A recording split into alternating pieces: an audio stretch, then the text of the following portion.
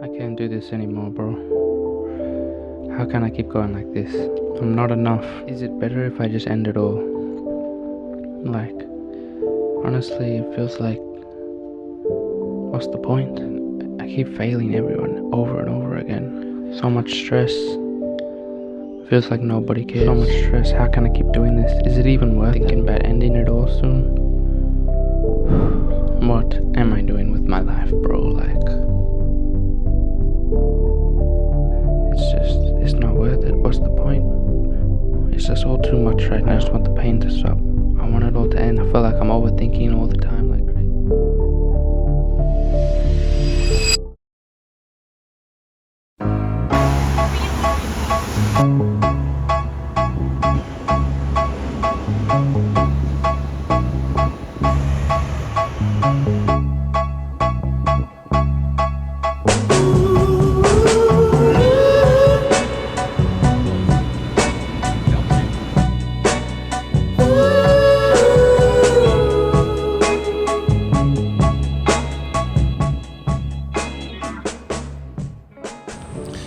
Yo, I can't even lie.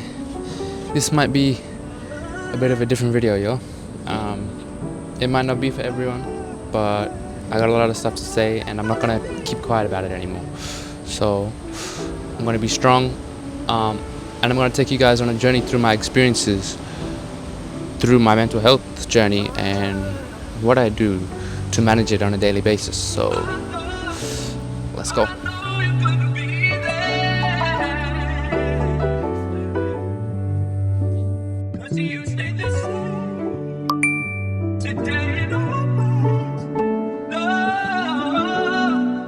Okay, so my senior year of high school was probably one of the most stressful years of my life. To put everything into context and perspective for you guys, in Australia, we have this system in high school for the seniors where it's called the ATAR system. Based on your grades, you'll get a score from 0 to 99. Then when you're going to apply for colleges and get into uni, you'll have to meet a certain score to get into a certain course. Now this put hella stress on me. Like, I had my whole future, in my eyes anyways, my whole future, my whole life riding on my senior year grades. And it wasn't just me, like, it was also all my friends and the whole state cohort that was feeling the pressure. Even if you do get the score that you need to get into the course of your dreams, it ain't even guaranteed because you're competing against every other student in the whole entire state for a spot in the uni. So it was super stressful, as you can imagine. There were so many times where I felt like I wasn't enough. I felt like I was letting everyone down. Bro, the amount of suicidal thoughts I had that year was just crazy. Yes, I may have had everything. I was very, very blessed to have what I had, all the resources and people and support around me.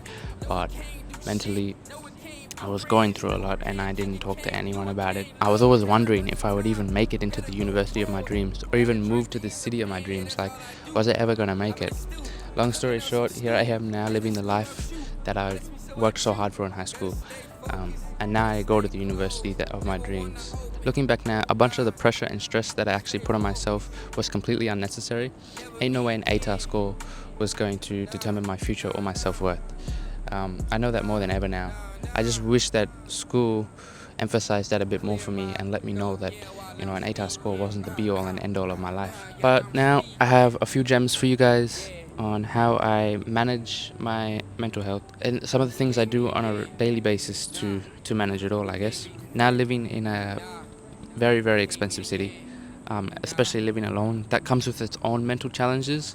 So of course I have to be self-aware of my mental health and, you know, stay on top of it. These things, they really do help, like, tremendously. Regardless on what your view on mental health is, whether it matters, whether it doesn't, it's just too important to ignore. So I'm gonna take you on a journey through.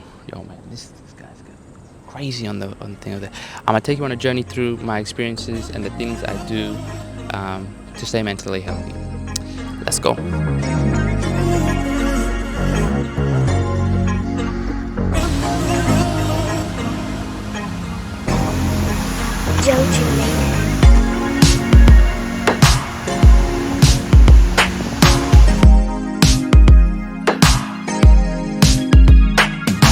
The first gem that I have for y'all is journaling.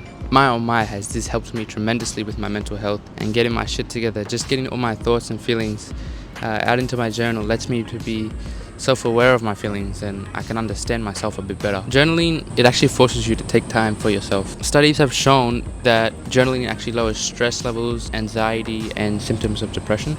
Especially for the guys out there, like, we all know that sometimes we can be hesitant to express our thoughts or feelings, and the journal is something that is like a private and safe space for us, where we can express those feelings and just get it all out. So if you all are serious about getting your head straight to bloom into your full potential, I seriously recommend journaling. Journaling for me, I've been doing it for about just since the start of this year really. It don't matter where you choose to journal, but I use the Apple Journal app, their new app that they've just released.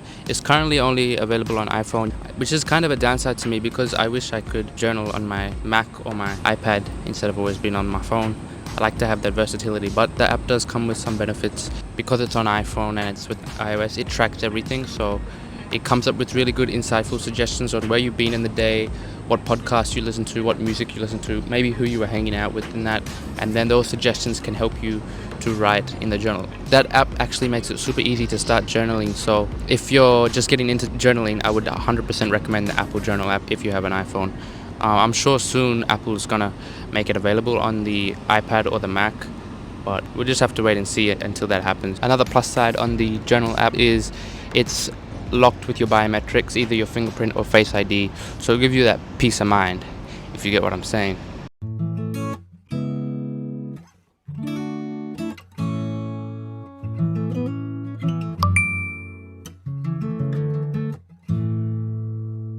So in short, my experience with journaling, having only started a couple months ago at the start of the year, I've noticed that I actually seem to only journal when the bad times and tough times come.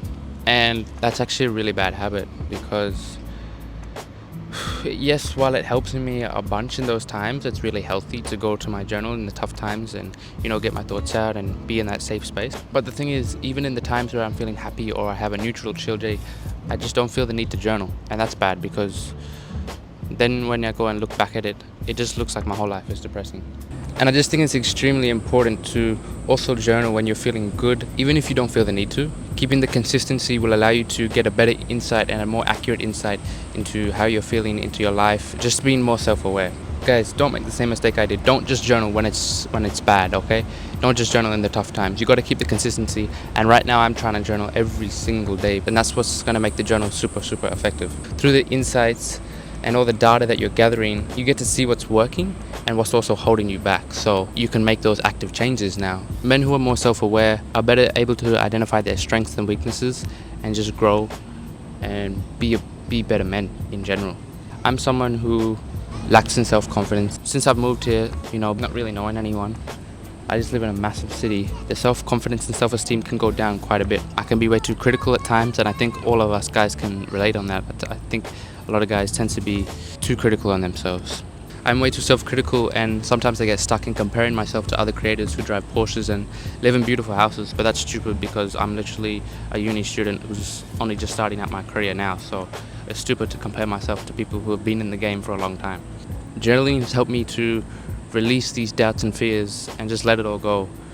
Man, I'm telling you, journaling is a game changer. At least it has been for me. I'm looking forward to eventually one night at the end of the year, reading through it all and seeing if I've improved, what I can improve, and make those active changes to better myself. And I just know, when I get to the end of the year, if I've kept up the consistency in my journaling and I journal every day until the end of the year, I just know that my mental health is going to be 100 times better. So I hope you all can take something from that.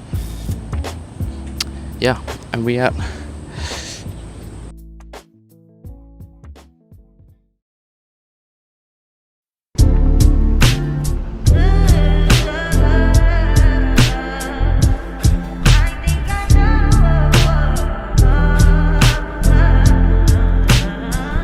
I found this room in uni. I'm all alone. This whole entire block is completely empty. But check out this room. It's got like all this vintage stuff. Anyways, yeah, I'm gonna use this uni and this spot just to share the rest of the gems with you guys.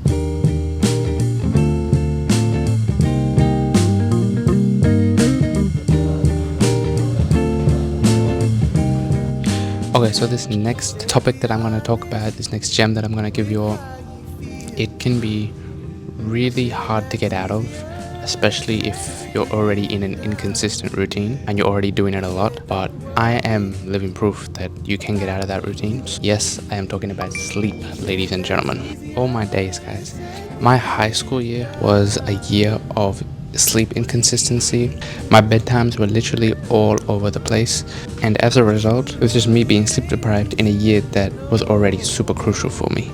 I remember going to sleep past midnight, sometimes at 1 a.m., sometimes even at 2 a.m. And it was because of either three things: either me staying up late to study, me watching movies or TV shows, or texting. It was always one of those three things, and I always stayed up past midnight, and it was always inconsistent. I never had a set bedtime either. I'd do all that until my brain was hurting so bad, until it literally forced myself to just shut down and like crash and fall asleep. Then the next morning I'd wake up at like 7 a.m.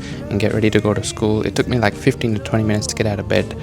Nevertheless, my point here is nothing was consistent, and I was always getting to bed at very, very late times. And everything that I just shared with you just there, I feel like it's super relatable, especially for people in and around my age. The amount of sleep I got made a huge difference to my mood and my productivity during the day. And literally after taking control of it last year, there's ain't no way that I'm going back to an inconsistent sleep routine. Even if I wanted to, my body just won't let me, because my body clock knows when it's time to go to sleep. It knows when it's time to wake up.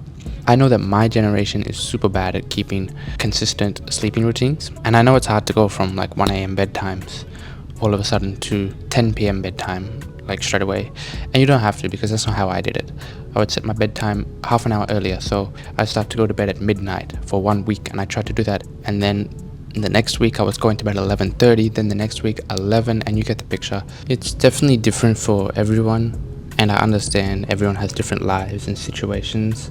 You know, some nights you won't be able to get to bed at the exact same time every single night, so that's just life. But I believe it is possible to get to a consistent sleep routine. I give myself the goal to sleep anywhere between 10 p.m. and 11 p.m. And I think it's important to keep that time window, because, you know, like I said, not every single night you're going to be able to go to bed at the exact same time, and life happens. So I think giving that time window also allows your life not to be completely perfect. Like, we're not robots, we're human.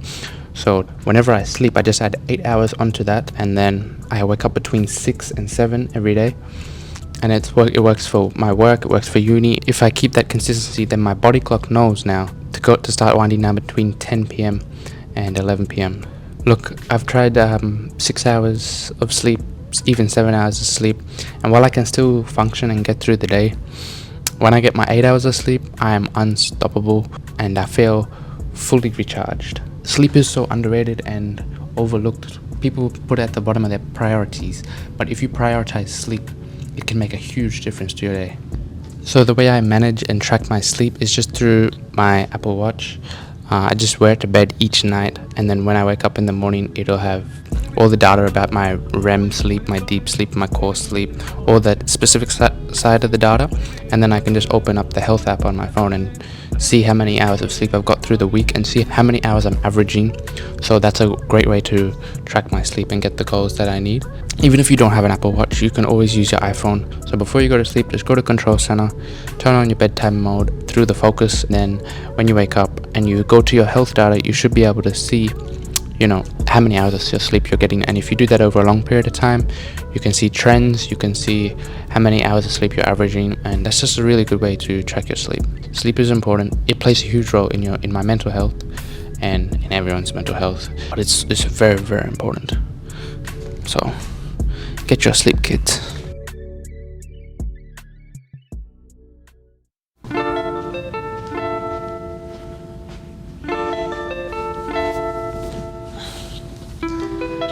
Okay, so one of the things that has definitely grown in strength and in presence as well since I've started living alone and doing this whole adulthood thing is actually my spiritual walk with God. That man above has a plan for me, and he's got a plan for all you guys as well. He's the reason why I am here today. He's the reason why I am who I am. He's a massive part of me. I dedicate my life to God. Listen guys, whether you believe there's a God or not, the power of prayer cannot be understated. I stay disciplined and committed every single day by reading through His Word every morning when I have breakfast. I use the Bible app and I work through the Bible plans that they provide to work through some more specific issues that are more catered to me specifically. So during the day while I'm at work, I'll be listening to the podcast The Basement, hosted by Tim Ross, and that podcast, it's super controversial, but it's got so many good gems in there and good insights that you never would have thought about. Like, it gives you all these different perspectives on Christianity and the way we look at the world and the worldly things that we do. It makes me question some of the things I do in my life, and it's made me change, and it has definitely made me grow closer to God. And I have a couple Bible verses for you guys actually that I want to read. So it's from Philippians chapter 4 verse 6, and it goes like this: "Don't worry about anything, instead pray about everything. Tell God what you need and thank Him for all He has done." And then to accompany that, there's another verse from Matthew chapter 21 verse 22, and it says, "You can pray for anything, and if you have faith, you will receive it." I'm going to leave you with that. Let that marinate for a bit. Prayer is just so powerful, man. Can't spell us without trust. Put the lust aside of some things we gotta discuss. So close your legs for a bit, baby, let's open up. Closed mouths don't get fed, finish your lunch. The panties in a bunch. Tell me where you been at these last couple months. You say you want me back, so baby don't front. Cause I can never know too much, but just enough so the next nigga never feel he got the one up. But we ain't gotta rush, take your time. We can talk until the sun up. Probably shouldn't put my feet up. So in the days that I don't have work early in the mornings, I try to go on walks, and it's something new that I've been trying recently, because normally I ain't the one who's trying to go out of my way to go on a walk. Because for me, especially in this busy lifestyle, I always feel like I should be doing something productive, something that's meaningful, and something that can, I don't know, get me ahead. And going for a walk and just walking for the sake of walking seems like a bit of a waste of time to me, but I've changed my perspective on that now. If I can't go for a walk early in the morning, or if I'm just not feeling it, then what I'll do is I'll go for a walk during golden hour. It is when the world looks the most beautiful. In terms of walking, it's all about how you set yourself up. And what I mean by that is, if you're going to go for a walk early in the morning, sometimes, like I do, don't go for a walk straight away without eating something. Because the first time that I went for a walk, and then by the time I got back, I was feeling lightheaded, I was hangry, and it was the complete opposite effect of what I was trying to gain from that experience. That's why I actually really enjoy my afternoon walks more so than my morning walks. But if you put yourself in that situation, you can just slow down from the rat race of everything. And walking has been super beneficial to my mental health in that way. I can just, actually focus and invest in myself and put myself first for once. And a lot of the times I don't even want to go for a walk, either because of social anxiety or because I feel like I should be doing something that my mind deems more productive. But I heard someone once say that we have a universal currency in this world, and that currency is time, and whatever we spend it on, we can't get it back. And the question is this: is the expense of taking the time out of my day and going for a walk and actually slowing down and sacrificing time that I could be doing more productive things, is that worth it? The answer is yes, because I'm actually investing in my mental health and investing in my brain. And that way, when I do get to those more productive times, I increase my productivity, I increase my happiness, and I get to perform to my peak performance again. All of this that I'm telling you, all these gems that I'm telling you, is to get your mind right, to fix up your head, to get your mental health better. It's gonna allow you to do better in all other aspects of your life. For real, just fixing up your mental health isn't just gonna make you happier. It's all these other areas of your life that you're doing is gonna improve 100%. So yeah, that's been my experience with taking the time to go on a walk. Maybe you should try it too.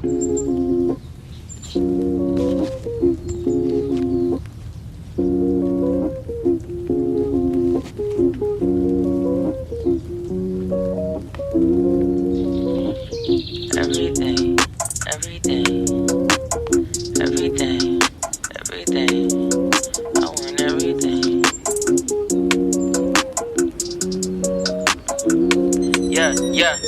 Continuing on with the topic of exercise, football saved my life so many times. Football means the world to me. It really does mean so much to me, and it will always hold a special place in my heart. I just love how it brings everyone together, especially at the World Cup. Whether you're interested in it or not, it just brings everybody together. Everyone comes together and memories are made. I've made lifelong friends from football. I love how everyone is equal on the pitch, no matter what race, creed or color you are. I love the competitiveness. I love the highs, the lows, the wins and the losses, just all the drama about it. I love the game and everything that it's given to me, especially when it comes to my mental health.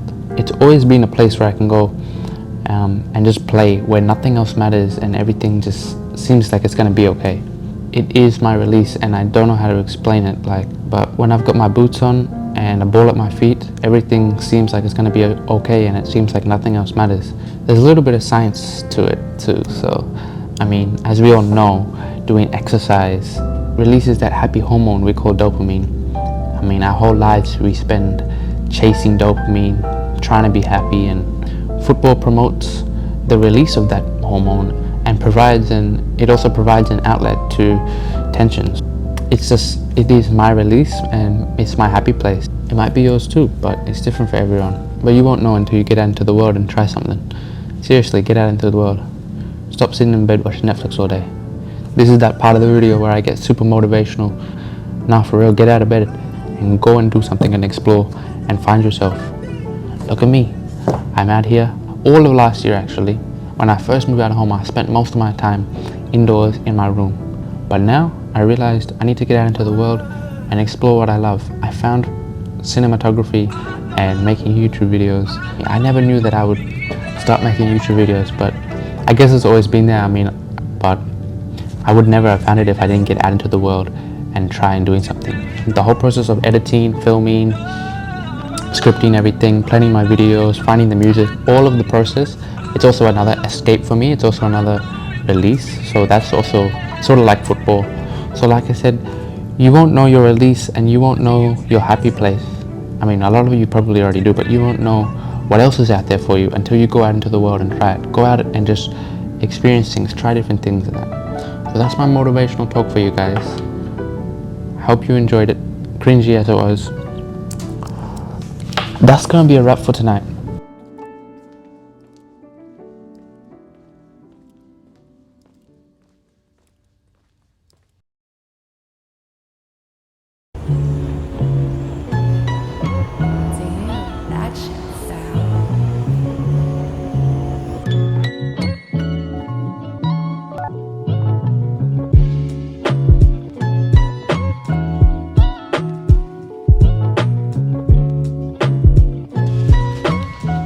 So, you all made it to this part of the video.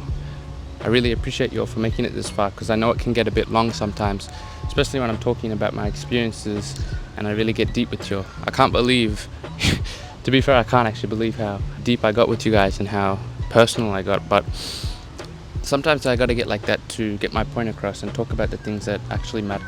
Anyways, I think as I'm moving into my 20s and starting this adulthood area of my life, especially my 20s, I really want to capitalize on my mental health and get my head straight so that I can be the best version of myself. With that being said, every day is a work in progress, and you know, nothing is promised, so I don't know what the future holds. All I know is that I will have God and my journal if I need, and if I ever need to escape from everything, I always got football. So yeah, I hope you guys enjoyed the video. I hope you guys can relate and take something from this. That's been my experiences with my mental health, my journey on my mental health. Still working through it all, but yeah, I've been Isaiah Martini, and I'll see you guys in the next one. It's gonna be a good one, so yeah. Alright, catches.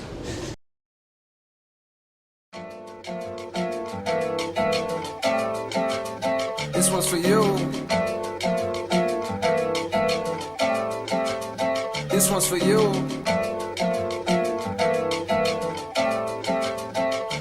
I think I made it. I think I made it. I think I made it, 'cause I'm always smiling and you're the reason now. Girl, I can't explain it. It's all in the timing. I had to get low, I had to get low, I had to get back. I had to report, I had to get facts, cause you were just that, you that. Girl, you share your truths with me, and I find them true. Amused, you in the booth with me.